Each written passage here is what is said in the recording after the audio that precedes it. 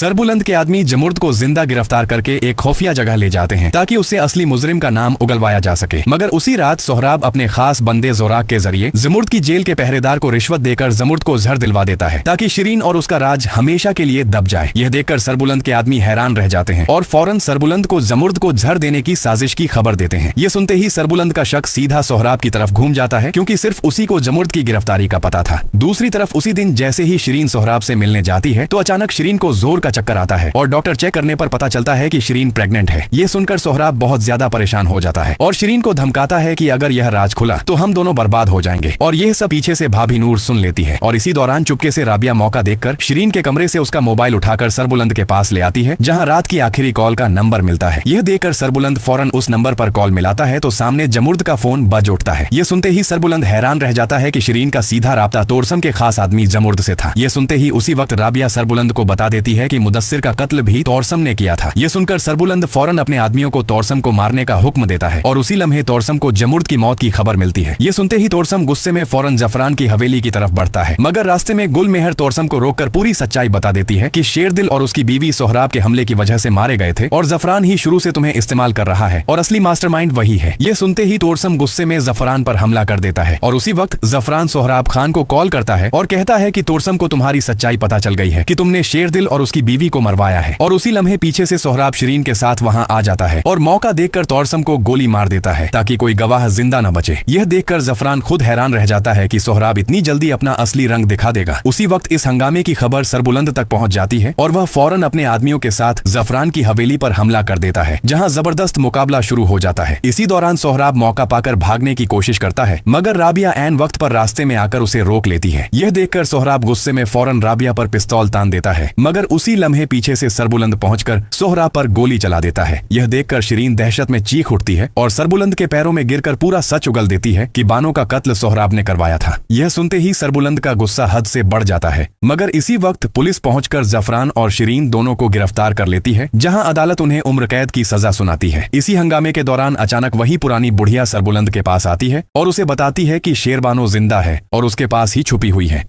यह सुनते ही सरबुलंद फौरन जंगल की तरफ दौड़ता है और शेरबानो को जिंदा देखकर उसकी आंखों में आंसू आ जाते हैं। वापस हवेली पहुंचकर जब बीबी जान शेरबानो को जिंदा देखती हैं तो खुशी से रो पड़ती हैं। उसी वक्त बीबी जान फैसला करती हैं कि अब देर न की जाए और सरबुलंद का निकाह राबिया से करवा दिया जाए। मगर शेरबानो खुद आगे बढ़कर सरबुलंद के साथ अपना निकाह कर लेती है। राबिया अपना भाई तैयब और मामू को भी बुलाकर उनके साथ वापस अपने घर चली जाती है। दोस्तों, अगर आपको लगता है हमारी यह प्रेडिक्शन सही साबित होगी तो कमेंट में जरूर बताइए और हमारे चैनल को लाइक और सब्सक्राइब करना ना भूलें।